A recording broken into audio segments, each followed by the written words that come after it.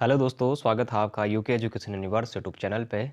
तो दोस्तों, इससे पहले हमने राजपाल सिंह सर की जो हिंदी की बुक है, उससे एक चैप्टर कर लिया है, यानी कि हिंदी भाषा का विकास जो चैप्टर है हमारा, वो कल यानी कि दीपावली के दिन वो आ चुका था।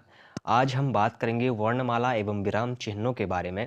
साथ ही सबसे पहले आप सभी लोगों को फिर से एक बार दीपावली की हार्दिक शुभकामनाएँ।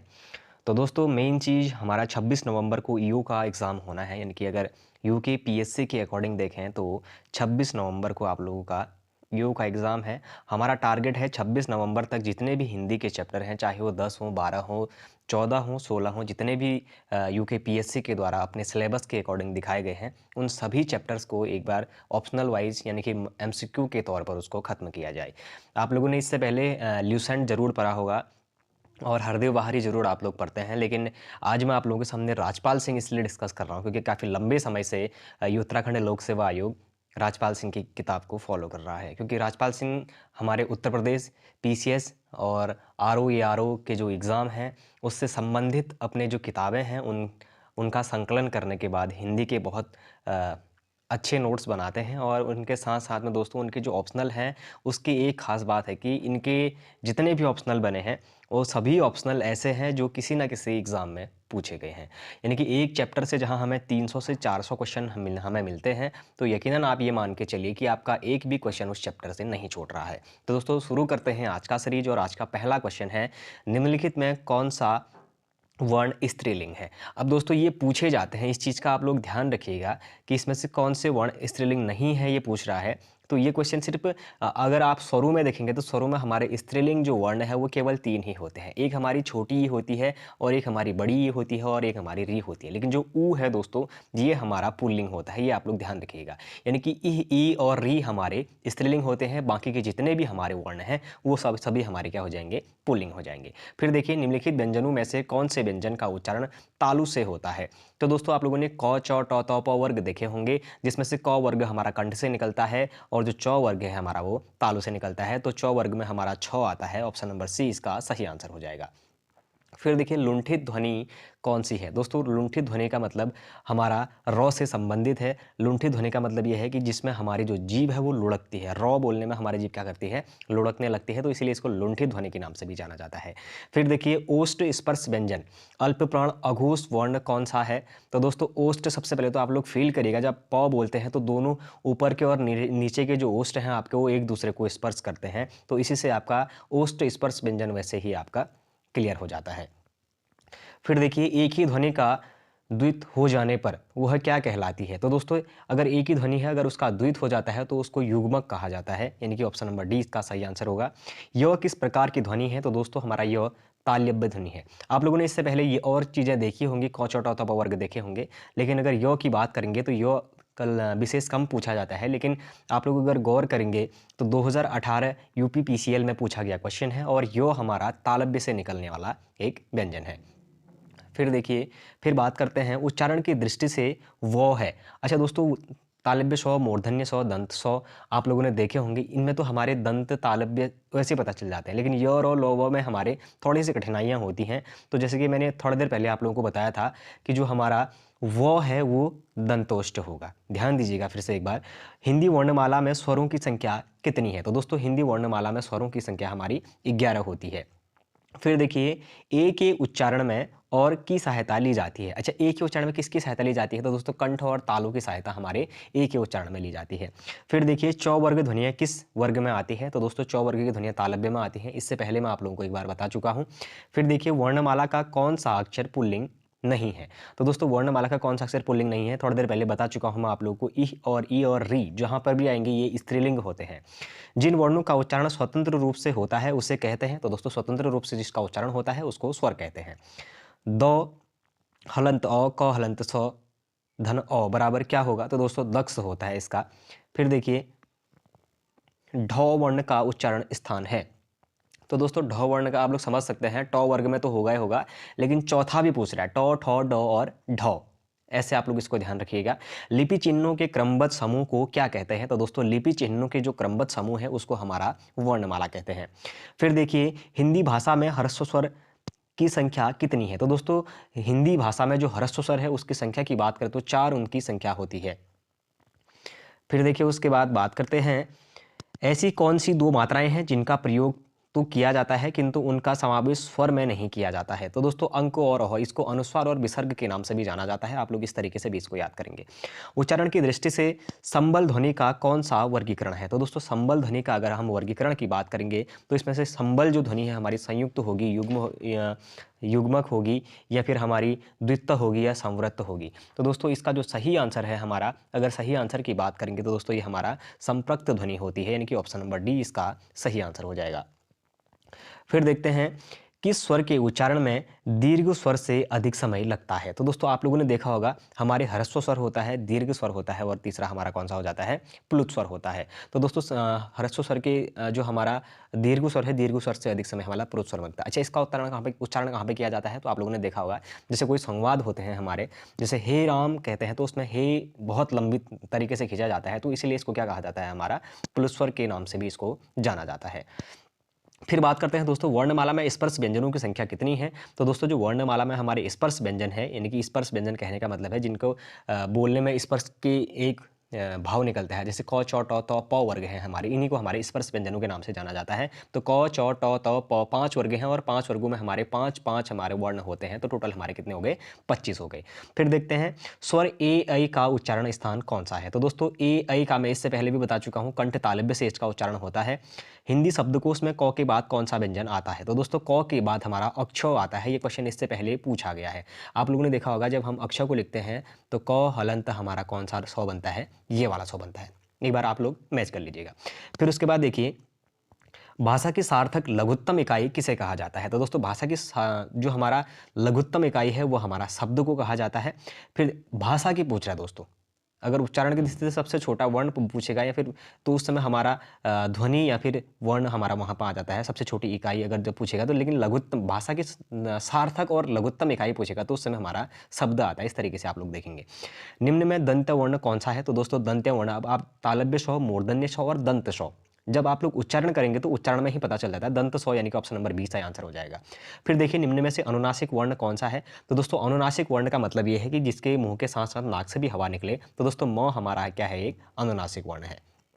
फिर देखिए, निम्न में कौन सा वर्ण घोष है? तो दोस्तों घोष की अगर बात करेंगे तो सघोष और अघोष में होता है। क और ख और च ये तीनों हमारे क्या है?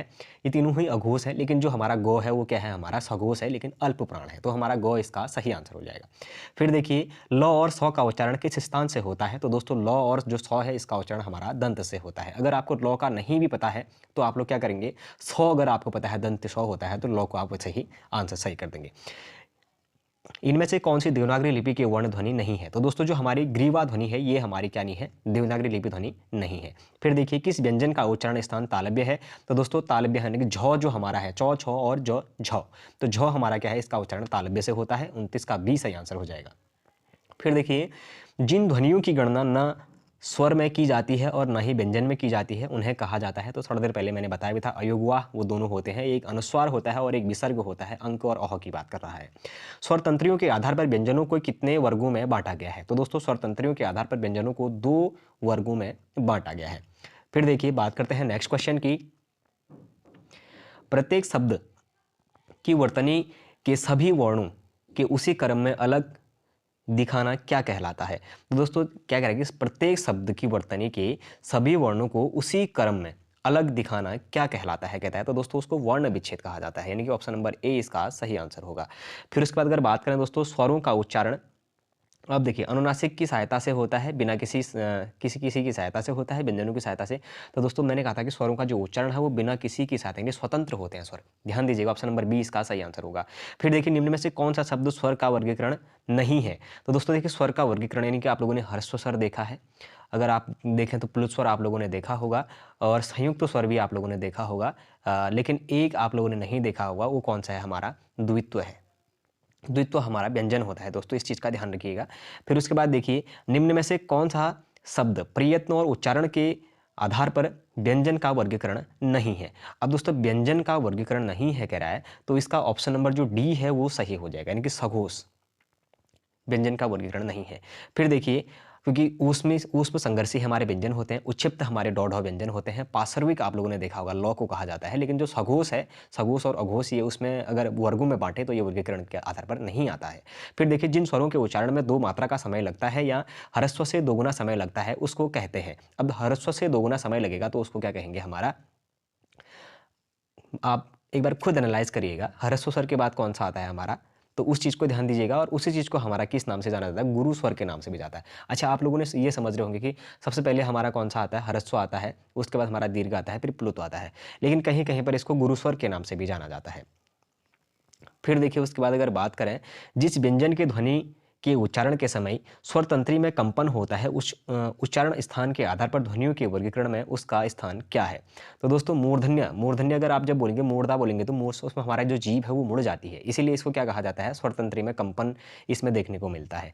तो यानी कि अगर देखें तो अगर वहीं एक चीज़ और है कि मूर्धन्य में तो देखना ही देखने को मिलेगा, लेकिन हमारा काकल्य होता है दोस्तों एक, अगर ध्यान दीजिएगा, स्वर तंत्र में कंपन यानी कि वत्स, कंठ और मूर्धन्य, मूर्धन्य में तो हमारा आता है, लेकिन हमारा जो काकल्य होता है, काकल्य, काकल्य कहने का मतलब है हौ, हौ कहने का मतलब है कि कोई सघोष महाप्राण है, तो काकल्य का मतलब है हौ। आप लोग इसका आंसर देखिएगा, काकल्य का मतलब क्या है, हौ है, और ये कहाँ से, ये क्या है हमारा सघोष महाप्राण है, इसीलिए इसका आंसर ऑप्शन नंबर बी होगा। आप लोग मूर्धन्य भी होता है, लेकिन इसमें स्वरतंत्रियों में के वर्गीकरण में कंपन की जहाँ पे बात करेगा तो काकल्य यानी कि कंपन किसमें होता है, जिसमें महाप्राण होता है। तो इस तरीके से आप लोग आंसर को करेंगे। फिर देखिए वर्णों के व्यवस्थित समूह को क्या कहते हैं, तो दोस्तों वर्णों के व्यवस्थित समूह को वर्णमाला कहते हैं, इससे पहले पूछा गया क्वेश्चन है। फिर देखिए अक्षर वर्ण किन 2 वर्णों के मेल से बना है, थोड़ा देर पहले मैंने आपको बताया भी था, ऑप्शन नंबर बी इसका सही आंसर हो जाएगा। फिर देखते हैं निम्न में से संयुक्त स्वर कौन सा है। तो दोस्तों देखिए अब निम्न संयुक्त स्वरों की मैंने थोड़ा देर पहले आप लोगों से बात भी करी थी। अभी देखिए जो संयुक्त स्वर कहेगा तो हमारा जो औ है ये हमारा संयुक्त स्वर हो जाएगा। फिर देखिए स्पर्श व्यंजन, कंठ ध्वनि, अघोष और महाप्राण ध्वनि है। अब देखिए एक तो क्या है, स्पर्श व्यंजन है, दूसरी चीज हमारा क्या है, कंठ ध्वनि है, और तीसरी चीज क्या है, अघोष महाप्राण है। ध्वनि कौन सी है, तो दोस्तों ऐसी ध्वनि हमारी कौन सी हो सकती है, केवल खौ ही हो सकती है, यानी कि ऑप्शन नंबर ए हमारा सही हो जाएगा। फिर देखिए कंठ तालव्य कौन सा है। अच्छा, कंठ और तालव्य से कौन सा निकलेगा, इससे पहले बहुत बार आ गया है, ए और आई हमारा कहाँ से निकलेगा, कंठ और तालव्य से। दोस्तों इससे क्या होता है कि बार बार अगर कोई क्वेश्चन आ रहा है तो आप लोग, अगर आप लोगों को नहीं भी आता है तो वो आपका रिवीजन में हो जाता है। फिर देखिए उसके बाद बात करेंगे सभी महाप्राण वर्णों वाला वर्ग है। अच्छा, इसमें सभी जो महाप्राण वर्णों वाला जो वर्ग है वो कौन सा है, एक तो ख है, दूसरा छ है, तीसरा हमारा ठ है। आप लोग एक बार चेक कर लीजिएगा, क्योंकि अगर मैं इतना उच्चारण के आधार पर जाऊंगा तो वीडियो बहुत लंबी हो जाएगी, क्योंकि वैसे भी इसमें 200 से 250 क्वेश्चन, लगभग 350 क्वेश्चनों के आसपास में है। फिर देखिए जब एक ध्वनि का द्वित्व हो जाए तब वह क्या कहलाता है। तो दोस्तों जब एक ध्वनि का जब द्वित्व हो जाए तो वह क्या कहलाएगा, वो हमारा युग्मक कहलाएगा, यानी कि ऑप्शन नंबर ए हमारा सही आंसर हो जाएगा। अब देखिए दंतोष्ठ ध्वनि कौन सी है, तो दोस्तों जो हमारी दंतोष्ठ ध्वनि है वो हमारी कौन सी हो जाएगी, वो हो जाएगी। फिर देखिए सभी स्पर्श व्यंजन कौन से वर्ग में है। तो दोस्तों देखिए सभी स्पर्श व्यंजन कौन से वर्ग में है कहता है, तो दोस्तों हमारा जो ऑप्शन नंबर ए है क च प द, ये हमारे क्या है, सभी स्पर्श व्यंजन है। फिर देखिए अर्ध विवृत स्वर है। अब दोस्तों अर्ध विवृत कहने का मतलब है जो आधा वृत्त है, आधा गोल है, ठीक हो गया, तो वो कौन सा है हमारा, ऐ है, यानी कि ऑप्शन नंबर सी इसका सही आंसर हो जाएगा। फिर देखिए जिनकी ध्वनि केवल मुख से निकलते हो वे कहलाते हैं। अब दोस्तों जिनकी ध्वनि केवल मुख से निकलती है उनको हमारे निर्नुनासिक स्वर कहा जाता है, और जिनकी ध्वनि हमारे मुंह के साथ साथ नाक से भी निकलते हैं उनको हमारे अनुनासिक स्वर कहा जाता है। ऐसे आप लोग इसको याद करेंगे। फिर देखिए अंतस्थ और ऊष्मीय वर्ण कितने हैं। अब दोस्तों अंतस्थ और ऊष्मीय जो हमारे वर्ण हैं वो कितने होते हैं हमारे, वो हमारे 8 होते हैं, य र ल व, तालव्य स्व, मूर्धन्य स्व, दंत स्व, ह। ठीक हो गया, 8 आप लोग ऐसे याद करेंगे। फिर देखिए रॉ का विवरण है, तो रॉ का जो विवरण है दोस्तों आप लोगों ने लुंठित जहां पर आप लोगों को दिख गया है तो आप लोग वहीं पर टिक कर देंगे। देखिए लुंठित, इससे पहले मैं आपको बता चुका हूँ। फिर देखिए उसके बाद काकल्य वर्ण कौन सा है, इससे पहले काकल्य वर्ण के बारे में मैं आपको बता चुका हूँ, जिसमें हमारा क्या हो रहा था, कंपन हो रहा था, कंपनसेशन हो रहा था, तो हमारे ये निकल गया, सी इसका सही आंसर हो जाएगा। यो का उच्चारण स्थान है, यो का उच्चारण स्थान भी इससे पहले मैं बता चुका हूँ, तालु से यो का उच्चारण स्थान होता है। फिर देखिए निम्नलिखित में से कौन सा व्यंजन महाप्राण है। तो दोस्तों निम्नलिखित में से कौन सा व्यंजन महाप्राण है, यानी कि महाप्राण की दृष्टि से अगर हम लोग देखें तो तालव्य स्व, मूर्धन्य स्व, दंत स्व और ह हमारे क्या होते हैं, महाप्राणों की दृष्टि से इनको देखा जाता है। फिर देखिए उसके बाद अगला क्वेश्चन है, स्पर्श, दंत, अघोष और महाप्राण वर्ण कौन सा है? तो दोस्तों एक तो स्पर्श है, दंत भी है, अघोष और महाप्राण वर्ण की अगर जहाँ पे बात करेगा, तो अगर उसके सही आंसर की अगर हम बात करें तो हमारा थ उसका सही आंसर हो जाएगा। फिर देखिए उसके बाद, केवल मुंह से बोले जाने वाले स्वस्वर वर्णों को क्या कहते हैं? अच्छा, स्वस्वर कह रहा है दोस्तों, तो स्वस्वर वर्णों को हमारे निर्नुनासिक कहते हैं, केवल मुंह से। मैं इससे पहले भी बता चुका हूँ। और जो नाक के तहत मुंह और नाक दोनों से आएंगे तो उनको अनुनासिक कहते हैं, मैं वो भी बता चुका हूँ। निम्नलिखित में से व्यंजन तालव्य व्यंजन कहलाते हैं। अच्छा, तालव्य व्यंजन कौन कौन से? चौ, छ और जौ, झौ। इससे पहले इसका भी एक बार जिक्र हो चुका है, रिवीजन में आ गया होगा। उसके बाद देखिए, किसके उच्चारण में कंठ और नासिक स्थान से मदद ली जाती है? अब दोस्तों किसके उच्चारण में कह रहा है कि कंठ और नासिका दोनों से ही मदद ली जाती है? तो देखिए इसमें कौन सा वर्ण आ जाएगा? हमारा अंगो आ जाएगा। क, ख, ग, घ, ङ। जो हमारा पांचवा वर्ण होता है वो कभी कभी हमारा क्या होता है? हमारा नासिक और मुंह दोनों से उसका उच्चारण स्थान होता है, इसीलिए इसको पंचमाक्षर के नाम से भी जाना जाता है। फिर देखिए, किसके उच्चारण में वत्स की सहायता ली जाती है? तो दोस्तों वत्स की सहायता की अगर हम बात करें तो हमारा सौ के उच्चारण में हमारे वत्स की सहायता ली जाती है। दंत सौ के नाम से, वत्स से बोले तो दंत सौ ही है हमारा। फिर देखिए, अगर बात करें तो और दो के उच्चारण स्थान के आधार पर क्या कहते हैं, यानी कि तो और दो को उच्चारण स्थान के आधार पर यदि क्या कहते हैं, तो दोस्तों इनको हमारे क्या कहते हैं? दंत व्यंजन कहा जाता है। तो अगर जब आप बोलेंगे तो आपका जो जीभ है वो दांतों को स्पर्श करता है, इसीलिए इसको दंत व्यंजन के नाम से जाना जाता है। अगर आप नहीं आता है तो आप उच्चारण करें और उच्चारण करने के आधार पर कहाँ पर आपकी जीभ स्पर्श कर रही है ऐसे भी अनुमान लगा सकते हैं। निम्न में अंतस्थ व्यंजन कौन सा है? तो दोस्तों यो, रो, लो, वो। तो कौन सा आया हमारा अंतस्थ में? ल आ गया। ठीक हो गया, 20 का सही आंसर होगा। निम्न में अघोष वर्ण कौन सा है? अच्छा, सघोष और अघोष वर्णों की अगर बात करें तो दोस्तों हमारा अघोष कौन सा हो जाएगा? टौ जो है हमारा वो अघोष हो जाएगा। फिर देखिए, निम्न में महाप्राण है। तो दोस्तों निम्न में महाप्राण कौन सा है? आप लोग ध्यान दीजिएगा इसमें। तो जो हमारा कौन सा है? ठौ है, ये हमारा महाप्राण है, लेकिन अघोष महाप्राण है, ध्यान दीजिएगा। फिर देखिए, मूर्धन्य, स्पर्श, सघोष, नासिक के अल्पप्राण व्यंजन कौन सा है? अब देखिए, मूर्धन्य भी है, स्पर्श, सघोष भी है और नासिक के व्यंजन भी कह रहा है इसको। तो दोस्तों इसका जो सही आंसर है वो हमारा कौन सा हो जाएगा? अणो इसका सही आंसर हो जाएगा। फिर देखिए, निम्न में अनुनासिक वर्ण कौन सा है? अच्छा, अब अनुनासिक आ गया है दोस्तों, जिसका उच्चारण में क्या हो रहा होगा? नाक और मुंह दोनों से हवा निकल रही होगी, तो अणो इसका सही आंसर हो जाएगा। फिर देखिए, निम्न में मूर्धन्य ध्वनि है। अच्छा, मूर्धन्य टौ, ठौ, डौ और ढौ। देखिए दोस्तों, ये हमारे कौन सी हो जाएगी? मूर्धन्य हो जाएगी। फिर देखिए, उच्चारण के स्थान पर निम्नलिखित में से दंत्य है। अच्छा, दंत्य कौन सा होगा? उच्चारण करिए आप, प, म, उ, ल। अब दंत में कौन सा आ जाएगा हमारा? लौ को अगर हमारी दांतें स्पर्श कर रही हैं तो लौ हमारा सही आंसर हो जाएगा। फिर देखिए उसके बाद, निम्न में दीर्घ स्वर कौन सा है? तो दोस्तों दीर्घ स्वर ओ, आ। अब देखिए आ लग गया ना, कि बड़ी आ आ गई है, यानी कि बड़ी मात, एक लंबा समय लगा तो आ हमारा क्या हो जाएगा? दीर्घ स्वर हो जाएगा। फिर देखिए उसके बाद मैं बताता हूँ आपको, हौ का उच्चारण स्थान है। अब देखिए हौ का उच्चारण स्थान कहाँ से है? अगर जब आप हौ बोलेंगे तो कहाँ पर जोर लग रहा है? आपके कंठ में जोर लग रहा है। फिर देखिए उसके बाद, अंतस्थ व्यंजन कौन से वर्ग में है? तो दोस्तों अंतस्थ जो व्यंजन है हमारी य, ल, व हो जाएंगे। फिर देखिए, कौन से वर्ग के सभी व्यंजन अल्प प्राण है? तो दोस्तों इसका जो सही आंसर है वो कौन सा हो जाएगा? हमारा क, च और त हो जाएगा। ओंठों की आकृति के आधार पर निम्नलिखित में से कौन से अवृत स्वर हैं, यानी कि अवृतमुखी, जो जिनका, यानी कि जिसके अवृतमुखी कहने का मतलब है उच्चारण के समय मुंह जिसमें गोल नहीं होता है, ऐसे है। तो दोस्तों जो हमारी ई है, ई के उच्चारण के समय हमारा मुंह अवृतमुखी हो जाता है। जिह्वा के आधार पर स्वर कितने प्रकार के होते हैं? तो दोस्तों जिह्वा के आधार पर हमारे स्वर 3 प्रकार के होते हैं। फिर देखिए, हिंदी की ध्वनियाँ कितने प्रकार की होती हैं? तो दोस्तों हिंदी की जो ध्वनियाँ हैं हमारी वो 2 प्रकार की होती हैं। मात्रा के आधार पर स्वर कितने प्रकार के होते हैं? तो दोस्तों मात्रा के आधार पर हमारे 3 प्रकार के होते हैं। फिर देखिएगा, एक से अधिक वर्णों के मेल को कहते हैं। तो दोस्तों एक से अगर अधिक वर्ण जहाँ पर आगे अगर उनके मेल से जो बनने वाले शब्द होंगे उनको व्यंजन कहते हैं। फिर देखिए उसके बाद, जिनका उच्चारण स्वतंत्रता से होता है और जो व्यंजन के उच्चारण में सहायक होते हैं उसे क्या कहते हैं? तो दोस्तों उसको हमारे स्वर कहते हैं।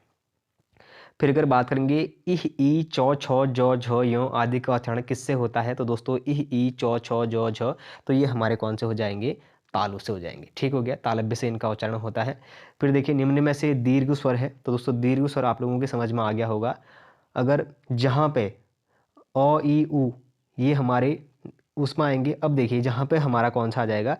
बड़ी मात्रा जहाँ पर आ रही है, जैसे ई आ गई हमारी, तो ये कौन सा हो गया हमारा? दीर्घ स्वर हो गया, यानी कि ऑप्शन नंबर डी इसका सही आंसर होगा। फिर देखिए निम्न में अंतस्थ व्यंजन कौन सा है? तो दोस्तों अंतस्थ व्यंजन य और ल व होते हैं, तो इसमें वो अगर है तो ये सही आंसर हो जाएगा। निम्न में अल्पप्राण व्यंजन कौन सा है? तो दोस्तों देखिए अल्पप्राण व्यंजन कौन सा है ये आपको लोगों को पूछा जा रहा है।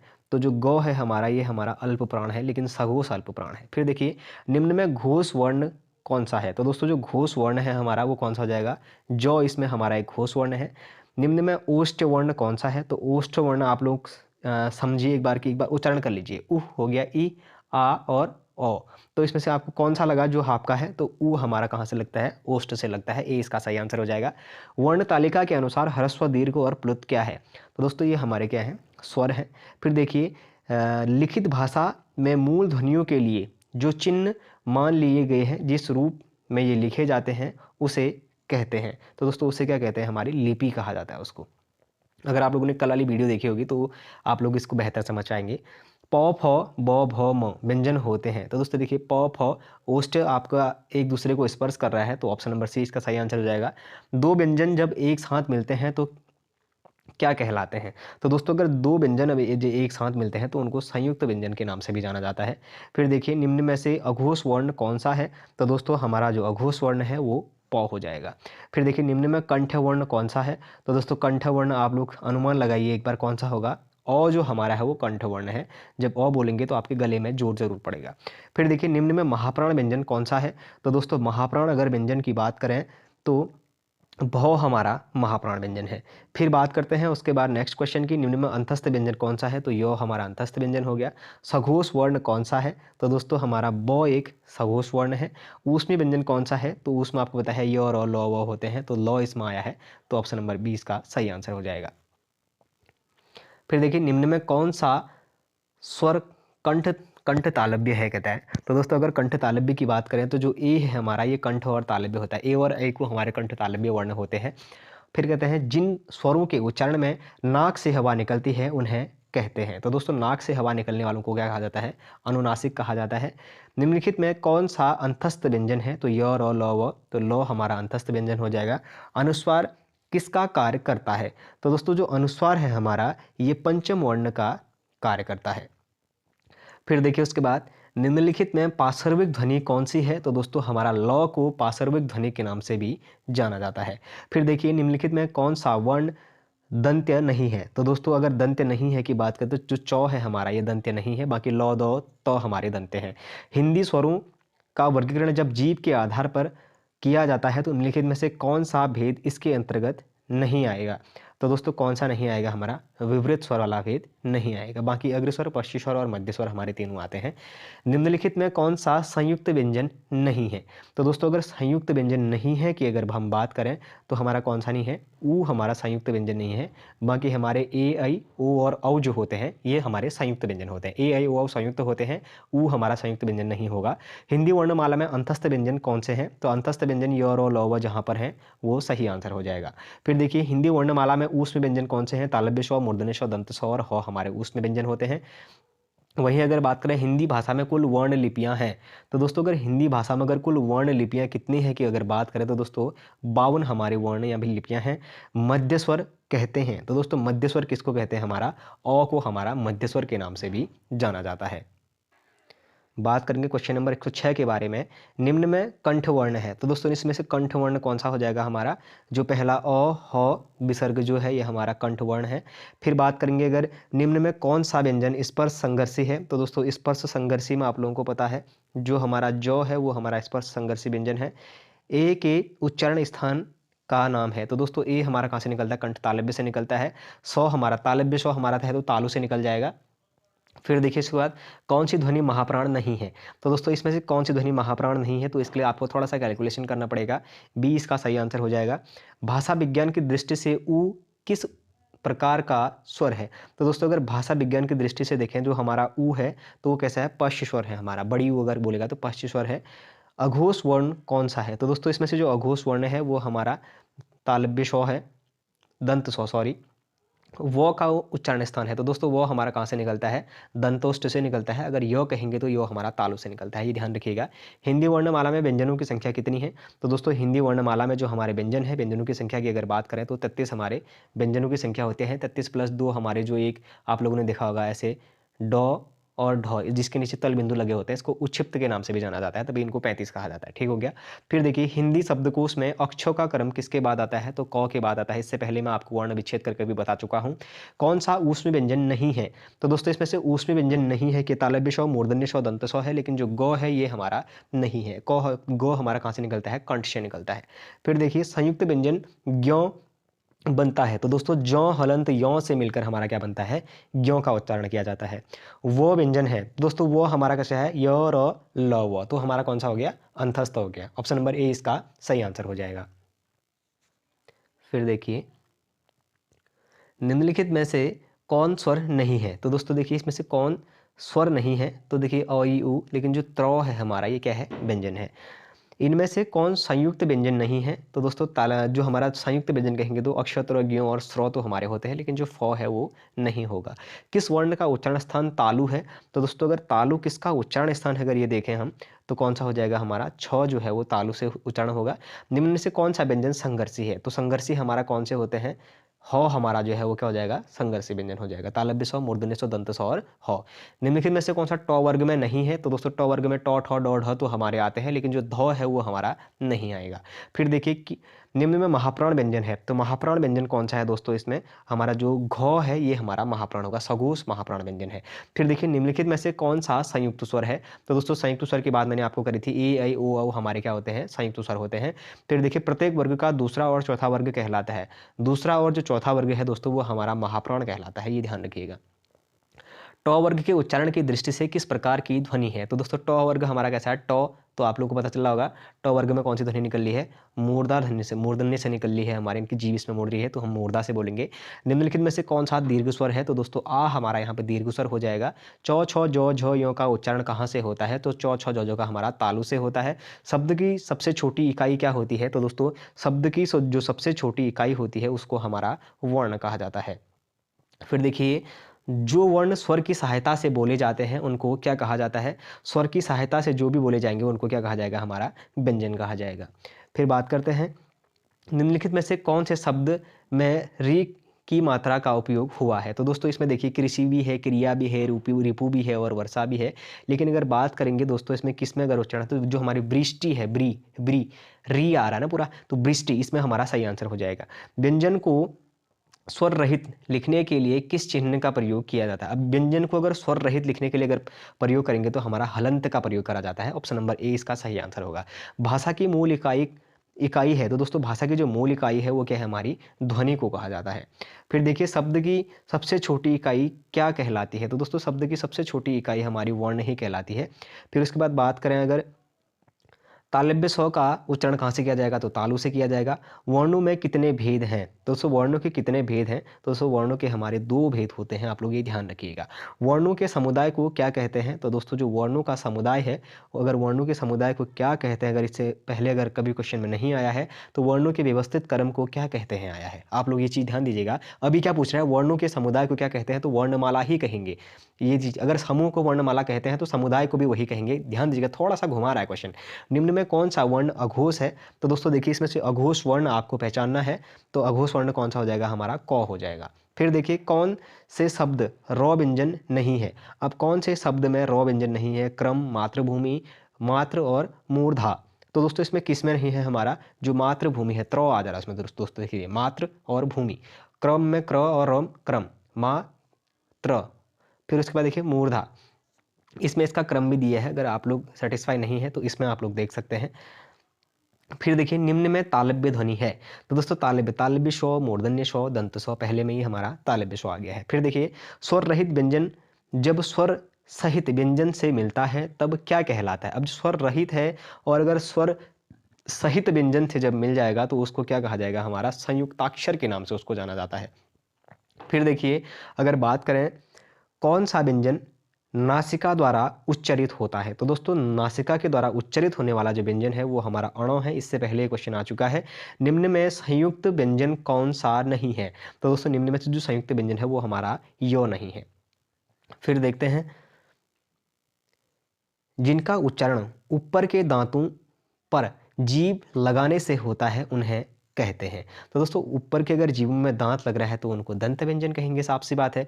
निम्न में से ऊष्म व्यंजन कौन सा है? तो ऊष्म व्यंजन हमारा कौन सा होता है? योर और लौ और वो हमारे क्या होते हैं? ऊष्मीय व्यंजन होते हैं। सौ ध्वनि का उच्चारण स्थान है। तो दोस्तों हमारे जो तालव्य सौ है तो तालु से होगा, ऑप्शन नंबर ए इसका सही आंसर हो जाएगा। अब फिर देखिए अंगों का उच्चारण होता है, तो अंगों का उच्चारण हमारा कहाँ से होता है? नासिका, नासिक के व्यंजन होता है। टॉ वर्ग किस प्रकार का व्यंजन है? तो टॉ वर्ग हमारा मूर्धन्य व्यंजन है। अर्धस्वर है, तो दोस्तों ये क्वेश्चन पूछा गया है अर्धस्वर, तो य और व को हमारा अर्धस्वर के रूप में भी जाना जाता है। ये इंपॉर्टेंट है। घ का उच्चारण स्थान कौन सा है? तो दोस्तों क वर्ग जो हमारा पूरा ही होगा वो हमारा कंठ से हो जाएगा। अक्ष किसके योग से बना है? तो क हलंत सौ से बना है, इससे पहले मैं आपको बता चुका हूँ। तालव्य स्व, मूर्धन्य स्व, दंत स्व के अंतर्गत आते हैं। तो दोस्तों ये हमारे ऊष्म संघर्षीय व्यंजनों के अंतर्गत आते हैं। फिर देखिए निम्नलिखित में अघोष अल्पप्राण ध्वनि कौन सी है? तो दोस्तों अगर इसमें अघोष अल्पप्राण ध्वनि की अगर हम बात करें तो कौन सा जाएगा? क और तो हमारा अघोष अल्पप्राण ध्वनि है। निम्नलिखित में असत्य कथन की पहचान कीजिए। व्यंजन वर्गों के तीसरे, चौथे और पांचवें व्यंजन सघोष हैं। व्यंजन वर्णों के पहले और दूसरे व्यंजन अघोष हैं। समस्त स्वर घोष ध्वनियां हैं। सभी विसर्ग सघोष हैं। तो दोस्तों इसका जो सही आंसर है वो ऑप्शन नंबर ए हो जाएगा। व्यंजन वर्गों के तीसरे, चौथे और पांचवें व्यंजन सघोष हैं। फिर बात करते हैं निम्नलिखित व्यंजनों में नासिक के व्यंजन हैं। तो दोस्तों अगर सॉरी दोस्तों इसमें सभी विसर्ग सघोष होंगे, सभी विसर्ग सघोष होंगे। इसमें मैंने गलती से ए को इसका आंसर बता दिया है, तो सभी विसर्ग सघोष होंगे।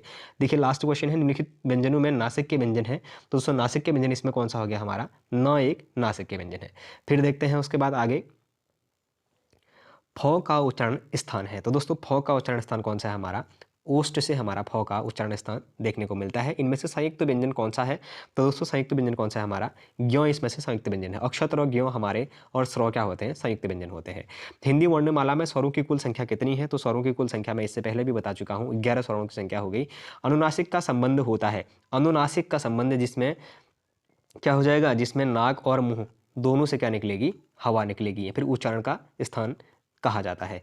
कंठ ध्वनि का उच्चारण उदाहरण है। तो कंठ हमारा क का उदाहरण कंठ हो गया। फिर देखते हैं दंतवत्स अल्पप्राण अघोष अघोष वर्ण का उदाहरण कौन सा है?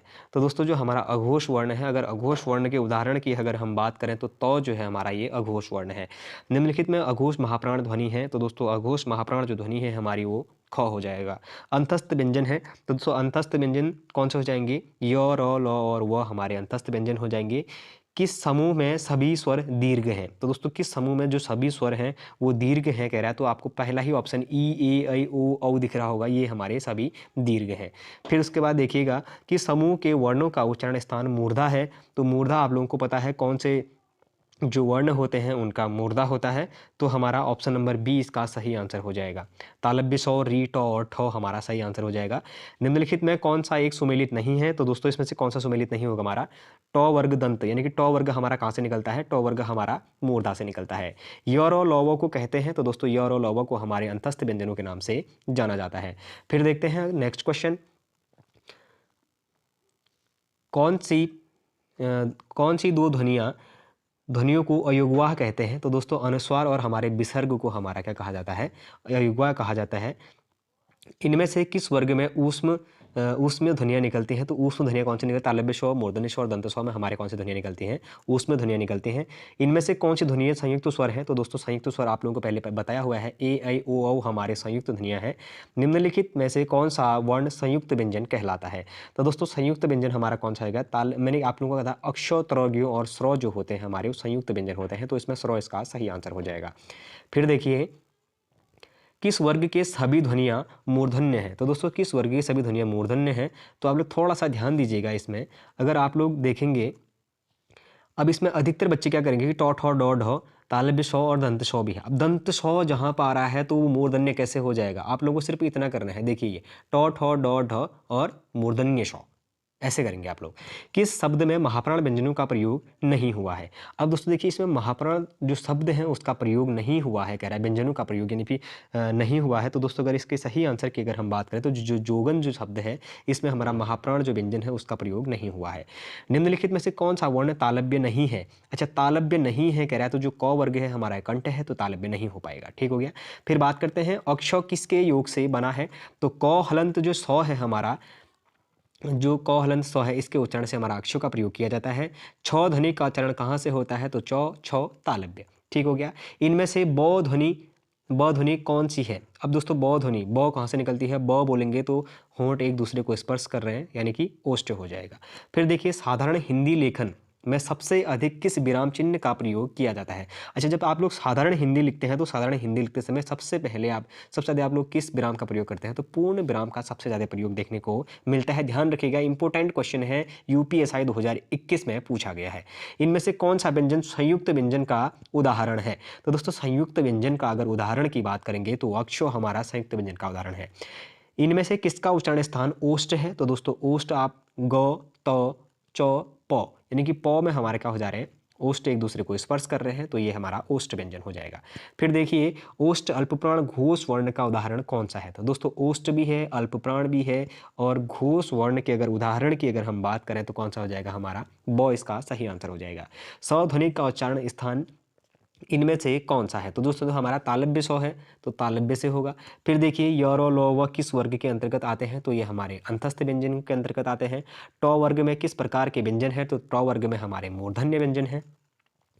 फिर अगर बात करें दोस्तों, कौन सा वर्ण उच्चारण की दृष्टि से दंत्य नहीं है? तो दोस्तों देखिए, अब दंत क्या कह रहा है? दंत नहीं है कह रहा है, न, ट, त, द।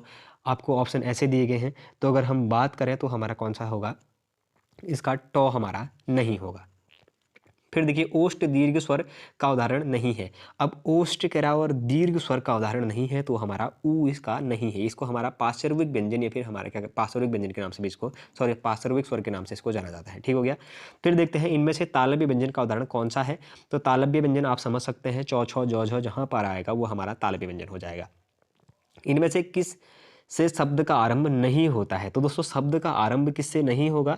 तो साफ सी बात है, हमारा ड से हमारा शब्द का आरंभ नहीं हो सकता है। फिर देखिए उसके बाद, दंत वत्स महाप्राण घोष व्यंजन का वर्ण का उदाहरण कौन सा है? यानी कि दंत वत्स महाप्राण घोष व्यंजन का उदाहरण कौन सा है कहता है? तो दोस्तों ध इसका सही उदाहरण है। फिर देखिए, गौ, जौ, छ, च, ट, इनमें तालव्य महाप्राण घोष वर्ण कितने हैं? अब दोस्तों अगर आपको ये नहीं आता है तो फिर समस्या जाएंगी। इसमें 0 हमारे हैं। घोष अघोष आपको पहचानना बहुत ज़रूरी है। मैं केवल यहाँ पर प्रैक्टिस करा रहा हूँ, पढ़ना आपने खुद से है। अगर आपने खुद से पढ़ा है तो आप लोग प्रैक्टिस करें, नहीं पढ़ा है तो एक बार आप लोग पहले पढ़ लें, उस चीज़ को समझ लें, उसके बाद जाके प्रैक्टिस सेशन में आएंगे तो आप लोगों को प्रैक्टिस सेशन में आने पर काफ़ी फायदा मिलेगा। फिर देखिए, मूर्धन्य ह्रस्व स्वर का उदाहरण कौन सा है? अब दोस्तों मूर्धन्य भी कह रहा है और ह्रस्व स्वर का उदाहरण कौन सा है? तो साफ पता चल रहा है कौन सा है, हमारा री है। फिर बात करते हैं, इनमें से कौन सा व्यंजन ऊष्म व्यंजन है? तो दोस्तों इसमें से ऊष्म व्यंजन कौन सा हो जाएगा? ह हमारा ऊष्म व्यंजन हो जाएगा। इनमें से किन वर्णों के को व्यंजन कहा जाता है? अब देखिए, किन वर्णों को व्यंजन कहा जाता है? जिनका उच्चारण स्वर वर्णों की सहायता से किया जाता है, बिल्कुल सही है। जो वालाघात हो, जिनका उच्चारण संभव नहीं है, जो कठिनता से, तो ऑप्शन नंबर ए ही इसका सही आंसर माना जाएगा। इनमें कौन से व्यंजन अंतस्थ व्यंजन है? तो दोस्तों ये अंतस्थ व्यंजन अ, य, और ल, व हमारे अंतस्थ हो जाएंगे। इनमें किसका उच्चारण स्थान दंत है? तो दंत में आप लोग प, फ, त बोलेंगे तो दंत को टच हो रहा है, यानी कि हमारा त इसका सही आंसर हो जाएगा। फिर उसके बाद अगर बात करें दोस्तों नेक्स्ट क्वेश्चन की, तो देखिए, जो ध्वनियाँ न स्वर हैं न व्यंजन है, इन्हें क्या कहते हैं? ना ही वो क्या है, हमारे स्वर हैं, ना ही व्यंजन है, तो उनको क्या कहेंगे? हमारी अयोगवाह कहेंगे। क्या मैं सही हूँ? तो देखिए, अयोगवाह कौन कौन से होते हैं हमारे? मैंने आपको अनुस्वार और विसर्ग बताया था, अंक और अह होते हैं। अब देखिए, तालव्य स्व का उच्चारण स्थान कहाँ से होगा? तो तालव्य स्व का तालु से ही होगा। ओष्ठ अल्पप्राण घोष व्यंजन वर्ण का उदाहरण कौन सा है? अब ओष्ठ अल्पप्राण घोष व्यंजन कहता है, तो दोस्तों इसका हमारा सही आंसर कौन हो जाएगा? ब इसका सही आंसर हो जाएगा। फिर देखिए, कंठ अल्पप्राण व्यंजन वर्ण का उदाहरण कौन सा है? अब कंठ अल्पप्राण व्यंजन कहता है, तो दोस्तों अगर इसके उदाहरण की बात करेंगे तो अल्पप्राण हमारा कौन सा हो जाएगा? ग हो जाएगा। फिर देखिए, कंठ तालव्य दीर्घ स्वर का वर्ण का उदाहरण कौन सा है? अब कंठ तालव्य स्वर वर्ण का उदाहरण कौन सा है? तो कंठ और तालव्य का प्रयोग किस में किया जाता है हमारा? ए और ऐ में किया जाता है, तो ऑप्शन नंबर डी इसका सही आंसर हो जाएगा। इनमें से चौ वर्ग के वर्णों का उच्चारण स्थल कौन सा है? तो चौ वर्ण, चौ कहाँ से निकलता है? हमारा तालु से निकलता है, ये ध्यान रखिएगा। इनमें से किस शब्द में री की मात्रा का उपयोग हुआ है? अच्छा, री की मात्रा वृष्टि, रिपु, क्रिया और वर्षा, इससे पहले आ गया है, वृष्टि हमारा होगा। इनमें से संवृत स्वर कौन सा है? संवृत, अच्छा, आप संवृत कहने का मतलब है आप ये मान के चलिएगा संवृत, इसमें हमारा जो मुंह का आकार है वो गोल हो जाएगा संवृत में। तो संवृत स्वर का जो उदाहरण है हमारा वो कौन सा हो जाएगा? वो ई हो जाएगा, ई। फिर देखिए, अगर बात करें मूर्धन्य महाप्राण अघोष व्यंजन वर्ण का उदाहरण कौन सा है? तो दोस्तों मूर्धन्य महाप्राण, ये हम क्वेश्चन है, मूर्धन्य महाप्राण अघोष व्यंजन का जो उदाहरण है हमारा वो कौन सा हो जाएगा? वो उदाहरण हमारा ठ हो जाएगा। फिर देखिए तालव्य महाप्राण अघोष व्यंजन का उदाहरण कौन सा है? तो तालव्य महाप्राण जो हमारा अघोष व्यंजन है, अगर इसका उदाहरण की बात करेंगे तो छ इसका सही आंसर हो जाएगा। कंठ महाप्राण घोष व्यंजन, कंठ महाप्राण घोष व्यंजन कौन सा हो जाएगा? हमारा डी इसका सही आंसर है कि ह हो जाएगा। इनमें से कौन सा वर्ण अघोष है? तो दोस्तों अगर अघोष वर्ण की बात करें तो चौ हमारा एक अघोष वर्ण है। हिंदी में अल्पप्राण वर्णों की संख्या कितनी होती है? तो दोस्तों जो हिंदी में हमारे अल्पप्राण जो संख्या है, अल्पप्राण वर्णों की जो संख्या है वो कितनी होती है यदि अगर पूछा जाए तो हमारे कितनी होती है? 31 होती है। यूपीएसआई 2021 का क्वेश्चन है, ध्यान दीजिएगा, ये क्वेश्चन आपके एसआई या फिर ईओ में फंस सकते हैं। हिंदी में अल्पप्राण वर्णों की संख्या कितनी होती है? हमारी 31 होती है, ध्यान दीजिएगा। मूर्धन्य अल्पप्राण घोष व्यंजन वर्ण का उदाहरण कौन सा है? अच्छा, मूर्धन्य अल्पप्राण घोष व्यंजन का उदाहरण यदि कहेगा तो कौन सा हो जाएगा? हमारा इसका ड सही आंसर हो जाएगा। फिर देखिए उसके बाद ओष्ठ महाप्राण घोष व्यंजन वर्ण का उदाहरण कौन सा है? ओष्ठ भी कह रहा है, महाप्राण और घोष व्यंजन कहता है, तो कौन सा हो जाएगा? हमारा भ इसका सही आंसर हो जाएगा। फिर देखिए इनमें कौन सा व्यंजन ऊष्मी है? तो य र ल व, तो कौन सा हो जाएगा? हमारा वो हमारा इसका सही आंसर हो जाएगा, यानी कि ऑप्शन नंबर डी इसका सही आंसर हो जाएगा। फिर बात करते हैं नेक्स्ट क्वेश्चन की। अगला क्वेश्चन है मूर्धन्य अल्पप्राण अघोष वर्ण का उदाहरण कौन सा है? तो दोस्तों पहला तो क्या है, मूर्धन्य है, अल्पप्राण और अघोष वर्ण है। अगर इसकी बात करेंगे तो ट हमारा इसका सही आंसर हो जाएगा।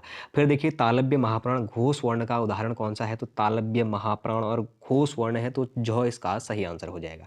फिर देखिए ग, घ, ग, ड, ठ, त, इनमें कितने वर्ण अघोष हैं?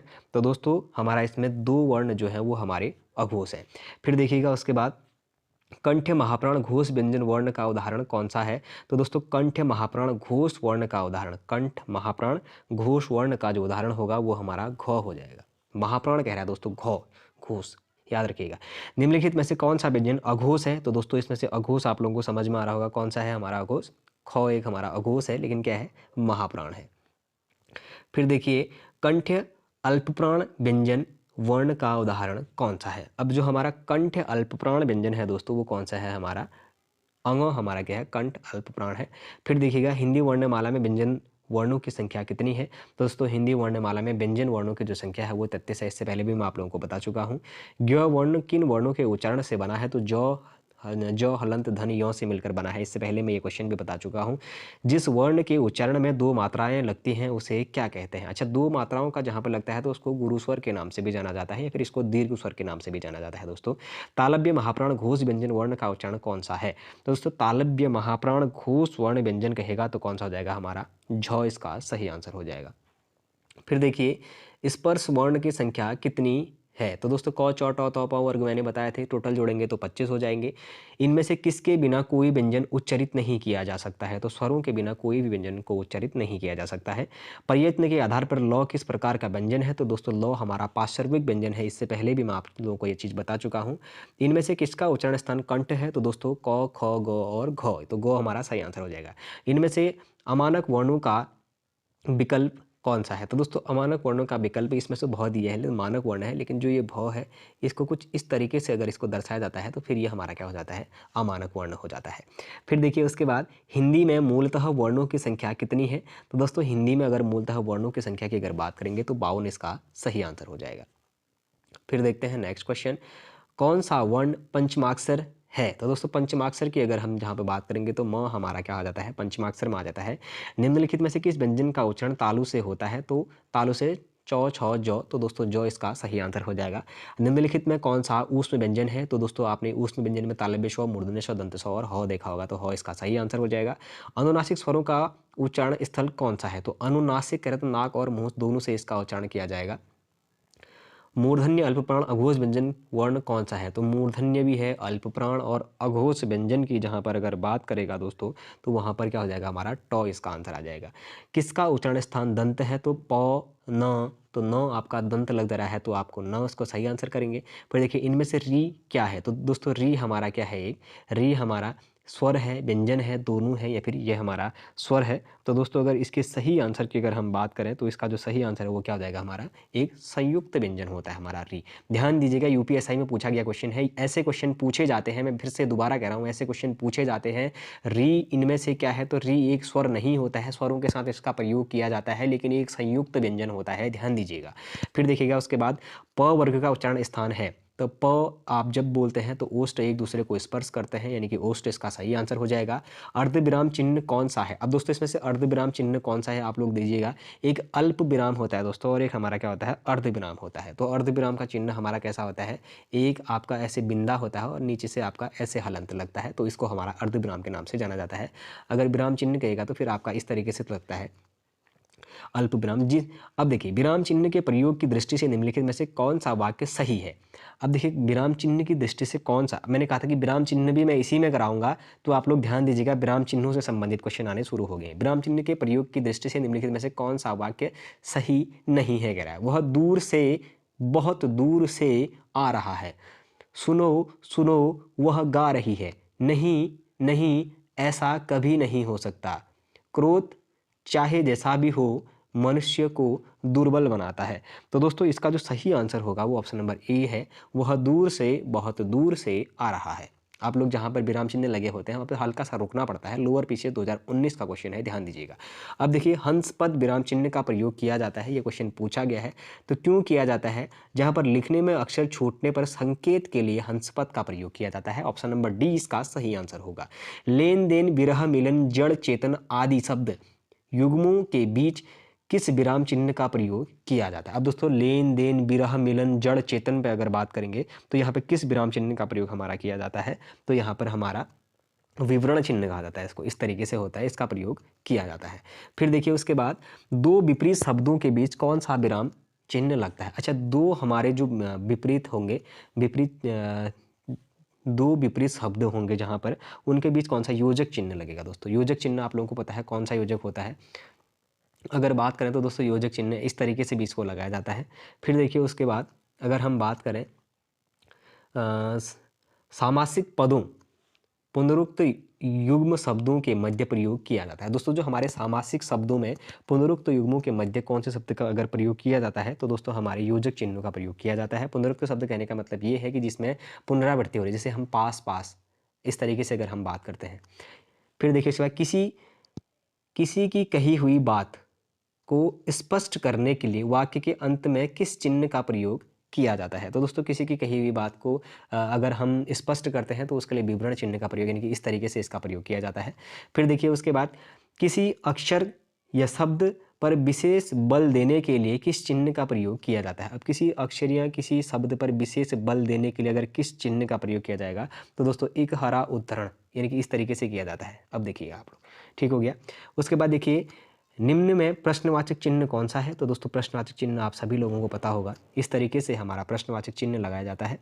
अगर बात करें माता पिता दोनों प्रसन्न थे, इस वाक्य में माता पिता के मध्य कौन सा चिन्ह लगा हुआ है? तो दोस्तों माता और पिता के बीच हमारा योजक चिन्ह लगा हुआ है। फिर देखिए उसने मुझसे कहा मैंने आज एक मशीन खरीदी, उक्त वार्तालाप में कौन सा विराम चिन्ह लगाया गया है? तो दोस्तों उद्धरण चिन्ह है, आप लोग देखिएगा, सी इसका सही आंसर है।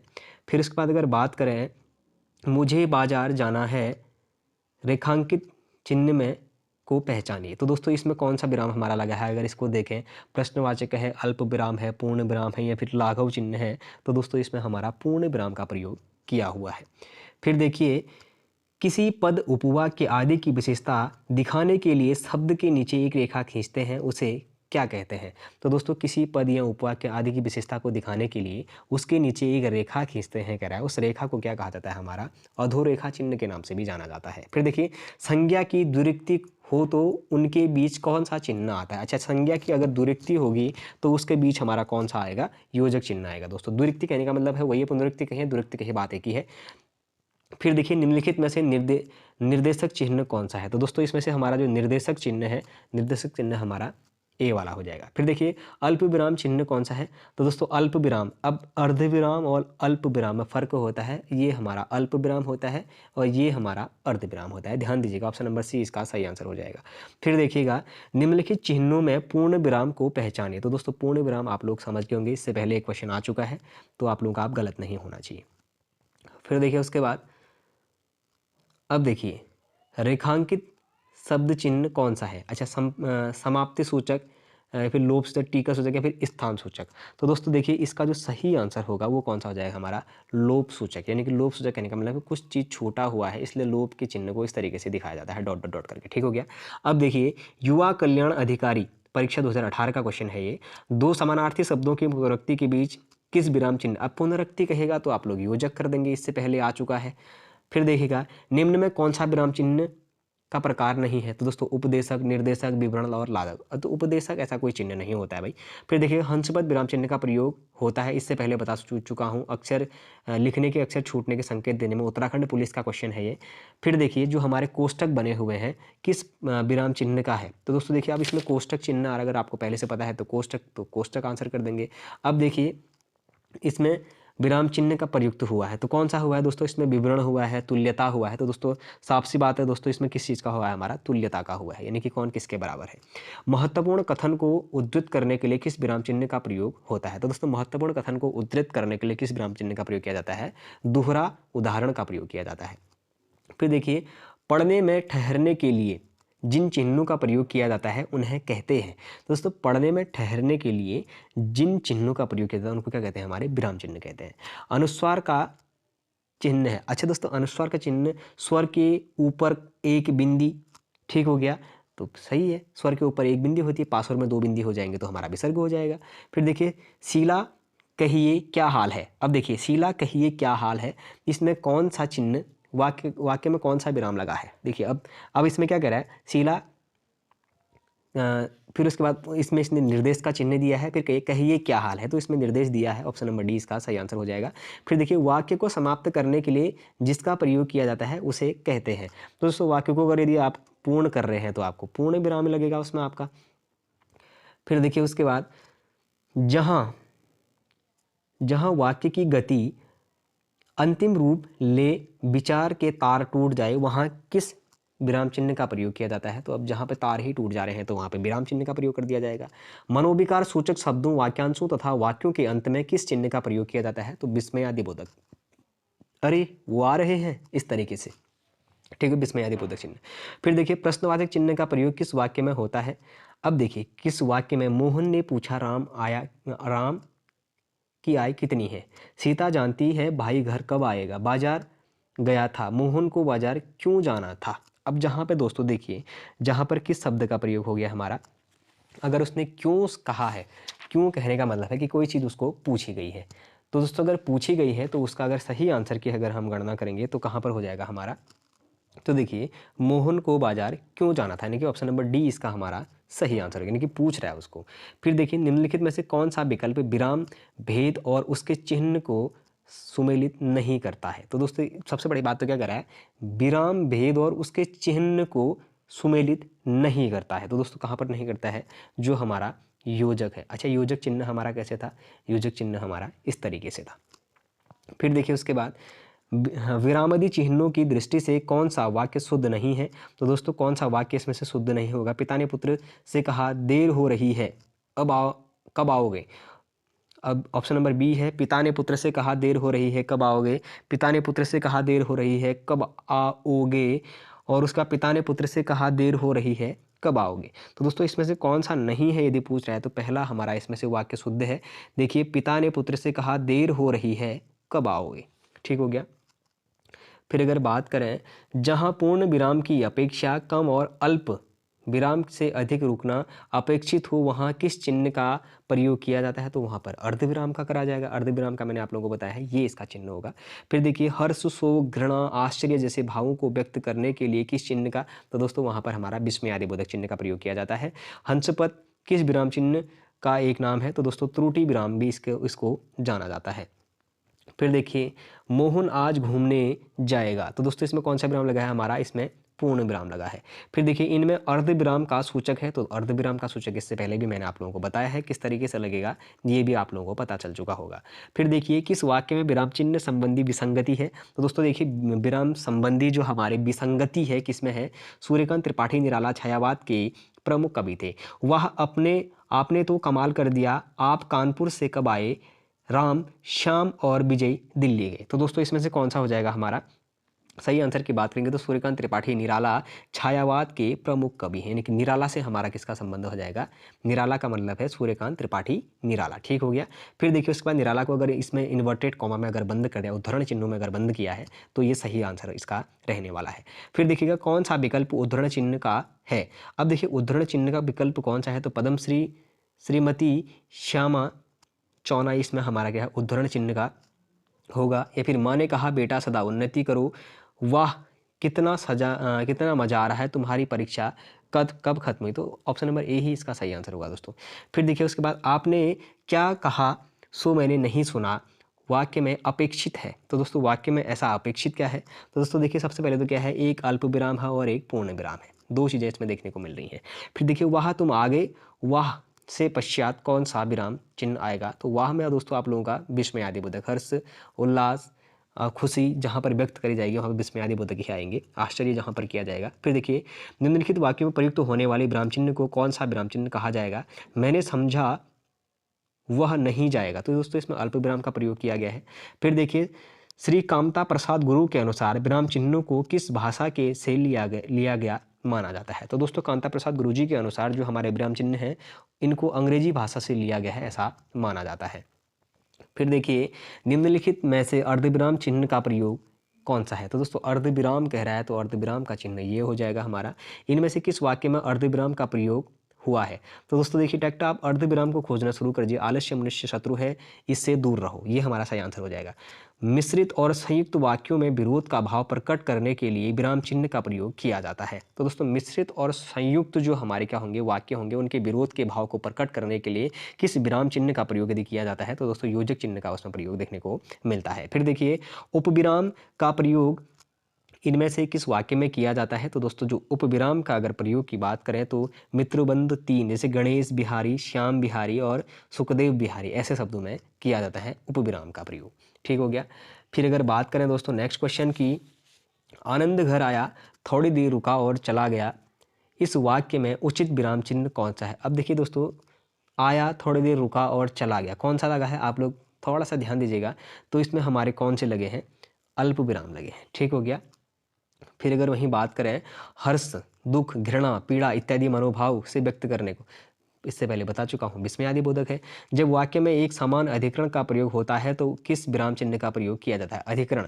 अब दोस्तों जब एक समान अधिकरण का प्रयोग होता है तो किस विराम चिन्ह का प्रयोग किया जाएगा? हमारा अर्ध विराम का प्रयोग किया जाएगा। फिर देखिए समानाधिकरण शब्दों के मध्य में किस विराम चिन्ह का प्रयोग किया जाता है? अच्छा समानाधिकरण जो शब्द हैं उनके बीच में किसका प्रयोग किया जाएगा? हमारा अल्प विराम का प्रयोग किया जाएगा। फिर देखिए अरे तुम आ गए, अब अरे तुम आ गए तो विस्मयादिबोधक चिन्ह वैसे ही पता चल जा रहा है। इनमें से विस्मयादिबोधक चिन्ह है तो दोस्तों विस्मयादिबोधक चिन्ह हमारा बी वाला ऑप्शन इसका सही हो जाएगा, जिसके पूर्ण विराम जैसी एक डंडी होगी और उसके तले में एक तलबिंदु लगा होगा, ध्यान दीजिएगा। फिर उसके बाद देखिए जब किसी पद की व्याख्या करनी हो तथा उसके संबंध में विस्तार से कुछ कहना हो तो इसमें से किस विराम चिन्ह का प्रयोग किया जाएगा? तो विवरण चिन्ह आप लोगों को पता है, अगर कुछ विस्तार से कहना है तो विवरण चिन्ह लगेगा। निम्नलिखित में निर्देशक चिन्ह कौन सा है? तो दोस्तों हमारा ऑप्शन नंबर ए हमारा इसमें क्या हो जाएगा? निर्देशक चिन्ह देखने को मिलेगा। बात करेंगे अगले क्वेश्चन की, निम्न में से विराम चिन्ह का प्रकार कौन सा नहीं है? तो दोस्तों विराम चिन्ह का हमने आप लोगों को इससे पहले बताया था, विवरण होता है हमारा, लाघव भी होता है, निर्देशक भी होता है, लेकिन उपदेशक नहीं होता है। देखिए यूपीएससी 2021 क्वेश्चन है दोस्तों, निम्नलिखित में से योजक चिन्ह कौन सा है? तो दोस्तों योजक चिन्ह कौन सा है हमारा? आप लोग ध्यान दीजिएगा, ऑप्शन नंबर बी हमारा जो है वो कौन सा हो जाएगा? योजक चिन्ह हो जाएगा। फिर देखिए यार रामू जो बड़ा खिलाड़ी है कल उसकी टांग टूट गई। इस वाक्य में उचित विराम कौन सा है? तो दोस्तों रामू जो बड़ा खिलाड़ी है, कल उसकी टांग टूट गई, इसमें हमारा अल्प विराम उचित है। फिर देखिएगा, अगर बात करें हम विस्मयादिबोधक चिन्ह कौन सा है? तो दोस्तों विस्मयादिबोधक इससे पहले मैं आप लोगों को बता चुका हूँ, उदाहरण सहित आप लोगों को बताया है, तो आप लोग गलत नहीं कर रहे होंगे जहाँ तक मेरे को लग रहा है। फिर देखिएगा, निम्नलिखित वाक्य में प्रयुक्त होने वाले विराम चिन्ह को कौन सा विराम चिन्ह कहा जाता है? तो दोस्तों देखिए क्या कह रहा है, निम्नलिखित वाक्यों में प्रयुक्त पहले विराम चिन्ह को कौन सा विराम चिन्ह कहा जाता है? तो उसको अल्प विराम कहा जाता है। उसके बाद फिर जाके अर्ध विराम लगेगा, अगर ज़्यादा उसमें समय लग रहा होगा तो। निम्नलिखित में से समानता सूचक चिन्ह कौन सा है? तो हमारा समानता सूचक का ये आ गया। आहा, तुम्हें पाकर जितना आनंद आ रहा है, इस वाक्य में उचित विराम कौन सा है? तो विस्मयादिबोधक इसका सही आंसर हो जाएगा। फिर देखिए उसके बाद दो शब्दों के बीच प्रयोग किए जाने वाले चिन्ह को कहा जाता है? तो दोस्तों योजक चिन्ह के नाम से भी उसको जाना जाता है। उसके बाद देखिए प्रश्नवाचक और विस्मयादिबोधक, आप लोग ध्यान दीजिएगा, प्रश्नवाचक विस्मयादिबोधक को छोड़कर सभी वाक्यों के अंत में प्रयुक्त होता है। तो दोस्तों कौन सा होता है हमारा? इसमें पूर्ण विराम होता है। फिर देखिएगा इस चिन्ह को क्या कहते हैं? तो इसको अर्धविराम कहते हैं। घृणा, आश्चर्य, हर्ष आदि भावों को व्यक्त करने वाले शब्दों के साथ किस प्रकार का चिन्ह का प्रयोग किया जाता है? तो इसमें विस्मयादिबोधक चिन्ह का प्रयोग किया जाता है। वाक्यों में जहाँ पूर्ण विराम की तुलना में कम रुकना होता है, वहाँ किस प्रकार का चिन्ह होता है? तो वहाँ अर्धविराम का होता है। ठीक हो गया। अगर इसमें अल्प विराम आया होता तो इसमें अल्प विराम आता, नहीं तो अगर अर्धविराम आया तो आप अर्धविराम को ही टिक करेंगे। ठीक हो गया। फिर देखिए इनमें से किस वाक्य में उचित विराम चिन्ह का प्रयोग हुआ है? तो दोस्तों उचित विराम शब्द का प्रयोग किसमें हुआ है? देखिए BA और B.Ed में इसका सही आंसर हो जाएगा। फिर देखिए इनमें से अल्प विराम चिन्ह कौन सा है? तो अल्प विराम आप लोगों को पता है, जिसमें सिर्फ हमारा इस तरीके से बना होगा वो अल्प विराम हो जाएगा। किसी कठिन शब्द को स्पष्ट करने के लिए किस विराम चिन्ह का प्रयोग किया जाता है? तो दोस्तों हमारा कोष्ठक चिन्ह का प्रयोग उसमें किया जाता है। फिर देखिए क्वेश्चन नंबर हम जाएंगे अब 308 में। अगर बात करें दोस्तों किसी भाव या शब्द की व्याख्या करने के लिए उस अंश को मूल वाक्य से अलग रखने के लिए जिस चिन्ह का प्रयोग किया जाता है, तो दोस्तों किस जो हमारा चिन्ह है उसका प्रयोग अगर यहाँ पर किया जाएगा, यदि अगर इस तरीके से अगर क्वेश्चन पूछा जाए तो दोस्तों कोष्ठक चिन्ह का उसमें प्रयोग किया जाएगा। फिर देखिए उसके बाद अर्धविराम चिन्ह कौन सा है? तो दोस्तों अर्धविराम चिन्ह आप लोगों को पता है, ऑप्शन नंबर ए इसका सही आंसर हो जाएगा। पूर्ण विराम के स्थान पर एक नए चिन्ह की भी प्रचलित है, इनमें वह कौन सा चिन्ह है? तो दोस्तों फुल स्टॉप, लास्ट में जो हमारा ऐसा लगता है सेंटेंस लिखने के बाद, इंग्लिश में इसका ज़्यादा प्रयोग किया जाता है। अल्प विराम का प्रयोग इनमें से कहाँ किया जाता है? तो दोस्तों अल्प विराम का प्रयोग वाक्य के मध्य में जहाँ बहुत कम ठहराव हो वहाँ पर किया जाता है। फिर देखिएगा उसके बाद इनमें से कौन सा व्यंजन नहीं है? तो दोस्तों इसमें से कौन सा व्यंजन नहीं है? तो ए जो हमारा है ये क्या है? हमारा ये स्वर है। निम्नलिखित में से प वर्ग का उच्चारण स्थान कौन सा है? तो दोस्तों प बोलते से हमारे ओष्ठ एक दूसरे को स्पर्श कर रहे हैं, तो हमारा इसका सही आंसर हो जाएगा। फिर देखिए अनुस्वार और अनुनासिक के उच्चारण के बारे में कौन सा तथ्य सही है? तो दोस्तों इसके अगर सही आंसर की अगर हम बात करें तो इसका सही आंसर कौन सा हो जाएगा हमारा, यानी कि पुरुष अथवा वचन के विकार के कारण आने वाले अनुस्वार के उच्चारण की तरह किया जाता है, यानी कि ऑप्शन नंबर डी इसका सही आंसर हो जाएगा। फिर देखिए निम्नलिखित में से किस वाक्य में विराम चिन्हों का सही प्रयोग नहीं हुआ है? तो दोस्तों किस में हमारा सही प्रयोग नहीं हुआ है? तो देखिए राम राम राम राम उसने यह क्या कर दिया, ये हमारा नहीं। अगर राम राम हो जाएगा तो फिर तो ये विस्मयादिबोधक चिन्ह हो जाएगा दोस्तों पहले ही। अब फिर देखिए आना जाना में अपेक्षित विराम होगा, दोस्तों आना और जाना इस दोनों में जो अपेक्षित जो हमारा विराम होगा वो योजक चिन्ह इसमें लगेगा। फिर अगर बात करें उपविराम चिन्ह इनमें से कौन सा है? तो दोस्तों जो हमारा उपविराम चिन्ह की अगर हम बात करेंगे तो उपविराम चिन्ह हमारा कौन सा हो जाएगा? ऑप्शन नंबर ए इसका सही आंसर हो जाएगा। जहाँ पे हमारे सिर्फ इस तरीके से दो बिंदे बनेंगे उसको हमारा उपविराम के नाम से भी जाना जाता है। फिर देखिए कंठोष्य दीर्घ स्वर वर्ण कौन सा है? तो दोस्तों कंठोष्य दीर्घ वर्ण स्वर हमारा औ को कहा जाता है। इनमें से किस वर्ण वर्ग का उच्चारण स्थान कंठ तालु है। तो दोस्तों जो हमारा ए है इसका उच्चारण कंठ तालु, ए और ऐ का हमारा कंठ तालु से होता है। इनमें से कौन-सा व्यंजन दंत्य ध्वनि है? तो दोस्तों त बोलेंगे तो ऊपर के दाँत को टच करता है, तो इसको हमारा दंत ध्वनि के नाम से भी जाना जाता है। फिर देखिएगा इनमें से विवरण चिन्ह कौन-सा है? तो दोस्तों विवरण चिन्ह मैंने आप लोगों को बताया था, जो हमारा इस तरीके से बनेगा, ये हमारा विवरण चिन्ह होगा और ये हमारा कौन-सा हो जाएगा? निर्देशक हो गया, ठीक हो गया। अच्छा दोस्तों, आज हमने वर्णमाला और जो विराम चिन्ह थे इसको खत्म कर लिया है। यानी कि राजपाल सिंह सर की हमने जो सेकंड क्लास है, यानी कि जो हमारे सेकंड चैप्टर है, सेकंड चैप्टर आज हम लोगों का कंप्लीट हो चुका है। इसके बाद हम जो आगे की अगर बात करेंगे तो शब्द रचना से हम लोग बात करेंगे, जिसमें हम सार्थक शब्द, निरर्थक शब्द, तत्सम, तद्भव, विकारी, अविकारी से संबंधित जितने भी क्वेश्चंस हमारे बनेंगे उन सभी क्वेश्चंस को हम लेकर आने का प्रयास करेंगे। जितने भी क्वेश्चन इस किताब के माध्यम से आप लोगों को दिए गए हैं, उन सभी किताबों के सभी क्वेश्चनों से आप लोगों को रूबरू करने का प्रयास करेंगे। तो कहीं न कहीं जो ये क्वेश्चन है दोस्तों, हमारे हिंदी की जो ये सीरीज़ है, ये हमारी आप लोगों के ईओ और जो आने वाली जो परीक्षाएँ हैं, जैसे उत्तराखंड पुलिस दरोगा है, उसके लिए 100 नंबर की जो हिंदी है, उसमें काफ़ी से ज़्यादा सहायता प्रदान करने वाली है। तो दोस्तों, यदि अगर आप लोगों को ये सीरीज़ अच्छी लग रही हो, तो आप लोग खुद तो ज़रूर इसको एक बार वॉच करें, अपने दोस्तों के साथ भी इस सीरीज़ को ज़रूर शेयर करें। साथ ही बने रहिएगा UK education universe YouTube channel के साथ। जल्द ही मिलते हैं नए और एक सीरीज़ के साथ। धन्य